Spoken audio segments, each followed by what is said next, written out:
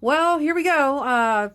Postal Service has officially been fucked with in the hopes of making it more efficient by speeding up mail and slowing down mail. But the real question is this 36 billion in savings over 10 years that they're claiming they're going to make, which I'm sorry guys, to me that's a fucking pittance in the big picture of things.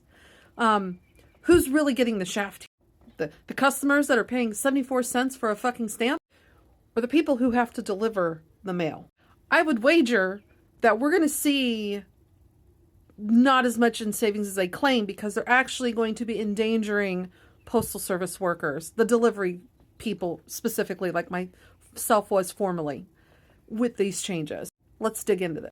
Now, I'm going to try and keep this as brief as possible because I know a lot of people just don't like 10-minute videos. But it's important to understand that the Postal Service has always been designed to be a break-even agency.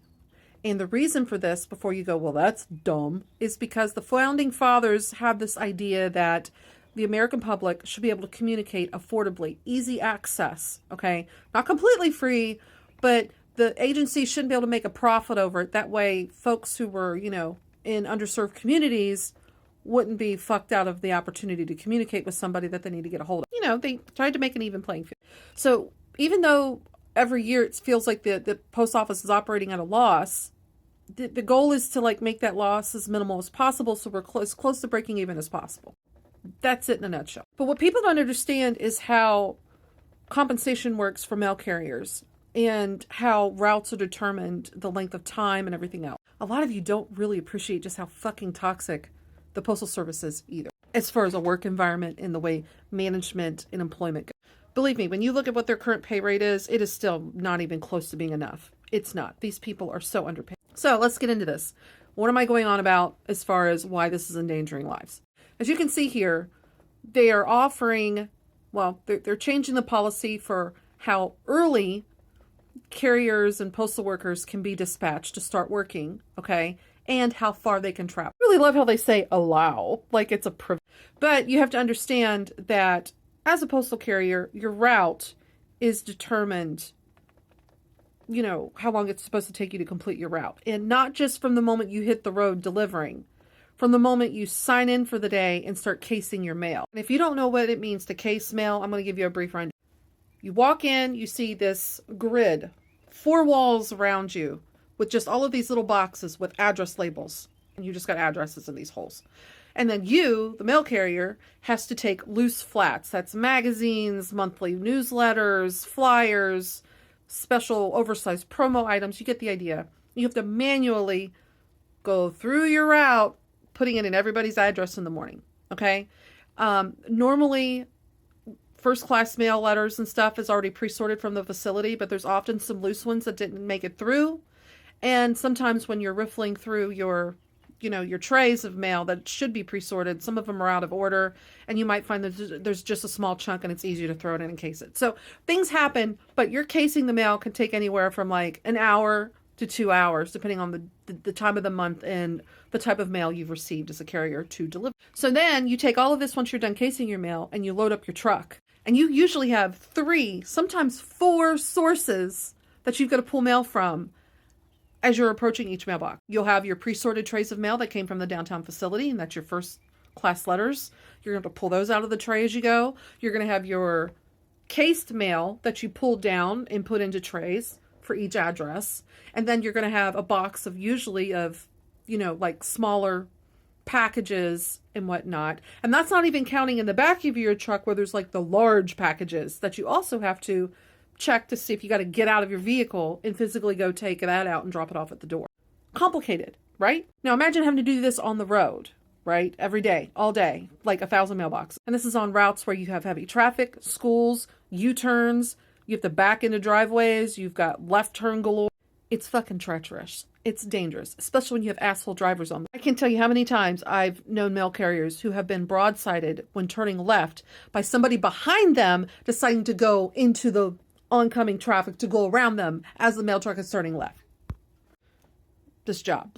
People, if you're not a mail carrier, quit being an asshole on the road. Seriously. Now, with all of these things in mind, your route, as I mentioned before, has a predetermined amount of time that you're supposed to complete it in.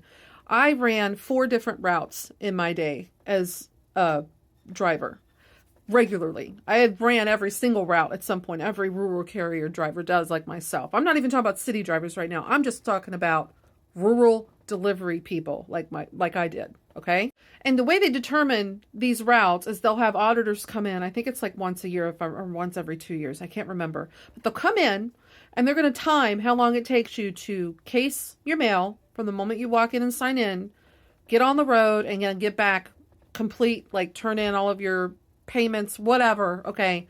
Process all of your shit. Boom. Stop the clock.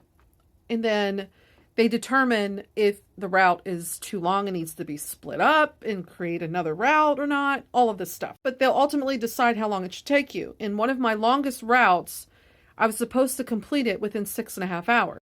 If you're a delivery person at all, whether you're with UPS or FedEx, especially if you're with the Postal Service, you understand when I tell you that your managers are always writing your ass to hurry up and get back safe. Yeah, if you're taking 6.5 hours to get your route done, like the full amount of time, they are not fucking happy with you and they're probably going to lose your job. They want you back by the time that first truck rolls in, which I think was usually by 2 or 3 o'clock. Yeah, imagine trying to do a 6.5 hour route in 4.5 hours. That is the pressure I constantly had every day. Now, you can imagine all of the headlines I'm sure some of you have seen where mail carriers have like literally thrown away mail just so they could get done and keep their job. You get the idea here because these routes, the way they audit them, your supervisor is also writing your ass to still try and not lengthen the route to where they have to split it because then they're going to have to explain why they need another head to hire. They can't just put an ad out and hire another carrier. They have to acquisition one through their higher ups and shit rolls downhill. And it looks bad if you need to like split a route and hire somebody else. You'll question if your office is actually efficient or not. I mentioned this service is toxic as fuck to work for. I'm talking about shit rolling downhill. Oh my God. So they're wanting you to not go too fast because it's going to question your safety. But at the same time, they don't want you to take much longer, even though routes naturally get longer as houses are built, new businesses are opened, and blah, blah, blah. Goddamn, we're already at 7 minutes. But this is important to understand because this next part is why these changes are going to jeopardize the safety of drivers and probably make this $36 billion in 10 years paltry sum not even worth the effort. I want you to pay attention to that first paragraph. Like I said, postal work. They're going to be allowed to dispatch earlier and travel farther distances in an effort to improve service reliability and enable critical revenue growth. I talked to some friends of mine who are still rural carriers, and 2 of them are postmasters. They have not been authorized to increase their headcount. One of them said, literally, what I'm going to have to tell my drivers is that A, you can come in earlier in the day, and B, you're going to keep that same route time because traffic should not be as bad now. You're getting a head start on traffic, therefore you should be quicker. Yeah, for real. Not authorizing headcounts.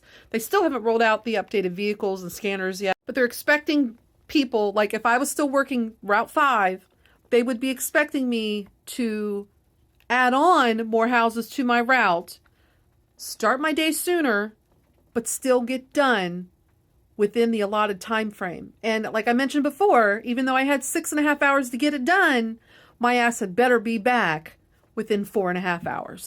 This is not going to translate well. And I'm glad I'm not in the Postal Service anymore. Because especially if you're, a sub, what we call a sub, meaning you don't have career yet, even though you're working full time, this is just like even worse because you're really going to be stressed out. And if it's with the Rural Association of Postal Carrier Union, that union was shit when I was in, they didn't have health insurance.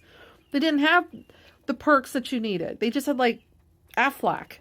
And now, even if you make it to career, all the years that you worked as a sub, you can't even buy those back to count towards your retirement. So if you work 6 years as a sub, those 6 years don't count towards your retirement. It's fucking insanity. Like, I hope the unions sue over this. Well, they probably fucking won't, but here's hoping. Y'all need to really show your postal carriers some love.